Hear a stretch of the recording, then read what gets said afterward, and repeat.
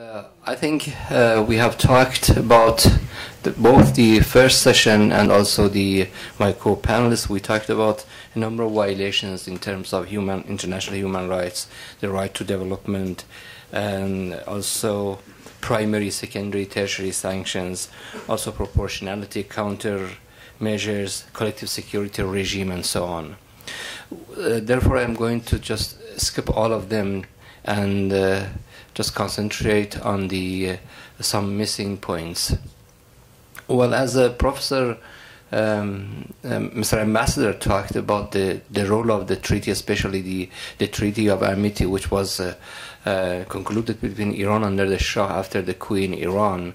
My own paper comprises of, it's a very quite lengthy article which deals with the role of the treaty. It's a treaty-oriented paper, and I have started from since 200 years ago between Iran and the United States, how the treaties concluded, especially the Friendship Treaty after the First World War, and then after the Second World War, the Treaty of Amity, and then the Algiers Declarations, and how the role of those treaties under the Vienna Convention on the Law of Treaties is very important and is some kind of infringement of the law of the treaties. Well, as we have a look at the Algiers Declarations, in that declaration, the United States pledges not to interfere in Iranian affairs from now on. And later on, we see that Congress passes a number of bills which invest a lot of money to overthrow the Iranian regime, and also in the name of support for human rights and democracy. But the major concepts that I would like to study here is the philosophy and the logic of sanctions. And the second topic is the jurisprudence of the sanctions that has so far been formed by the Western countries. And the third one is the role of the jurists, and the other one is the culture of sanctions. Well, I cannot examine all of them, but to begin with the philosophy of sanctions, we rather touched on the role of the general interest, but that's not enough, especially in terms of human rights as well. What the United States is trying to argue in terms of sanctions is that Iran is in material breach of the United Nations Charter, and also is in material breach of the NPT and provisions thereof. But the point is that what is happening in the case of Iran is some kind of theoretically some kind of utilitarianism. Utilitarianism means the greatest happiness for the greatest number, to protect the general interest of the people of the world and the international community. But we should be careful with this concept, because under this concept there are two major concepts. One is deontology, which comes from dion, duty, and the philosophy of ethics, and the other one goes with the idea of consequentialism, and it is very selective for the United States, for example, both in terms of intervention and also in terms of sanctions against Iran. For deontology is a, let's say, cause-oriented concept, which means that it deals with causes, not effects. It is ethical because you have to have the burden of proof to see that to argue that, for example, Iran is effectively in material breach, so that we should put Iran on trial. We should decapitate Iran or bring regime change for the crimes that Iran has so far committed. If there is not proof of evidence, if there is no book of evidence, not enough evidence to show that Iran has committed crime, so deontology says that Iran is free, Iran is not guilty.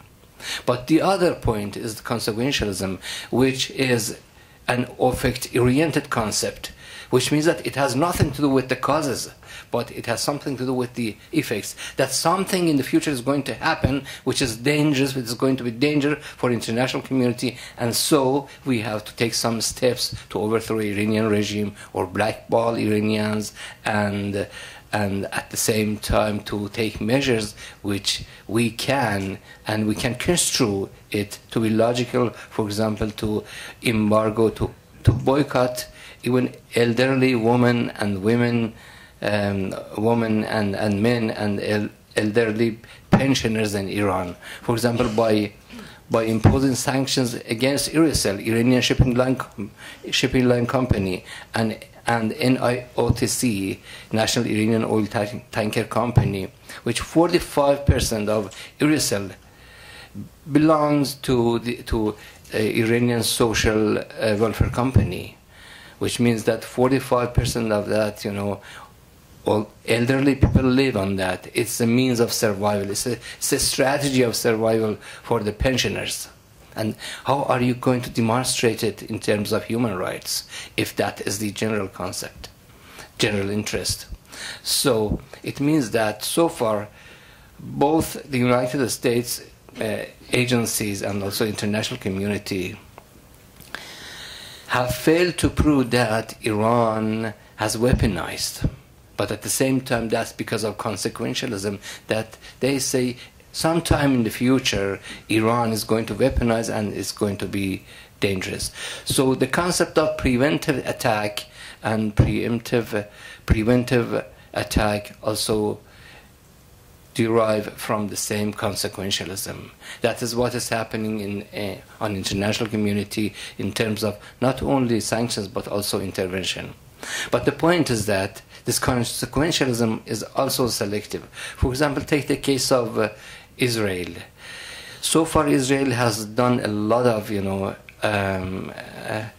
unlawful, at least unlawful attacks against some Muslims like Palestinians. Some resolutions have been passed by the Security Council, but no sanctions have been made.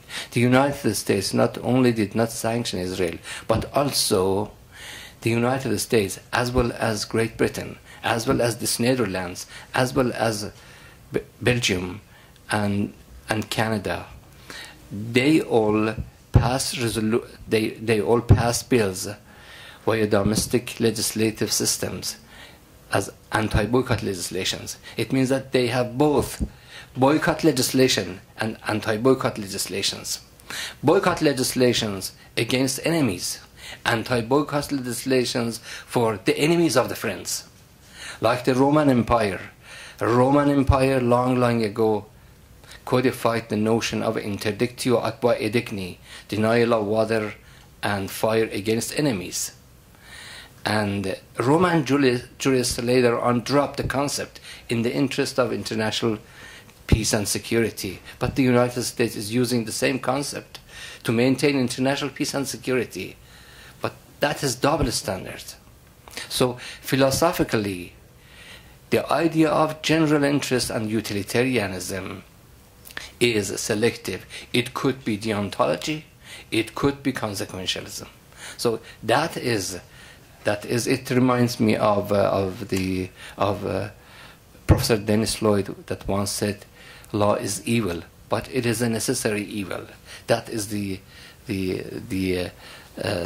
dark part of the concept of the idea of law.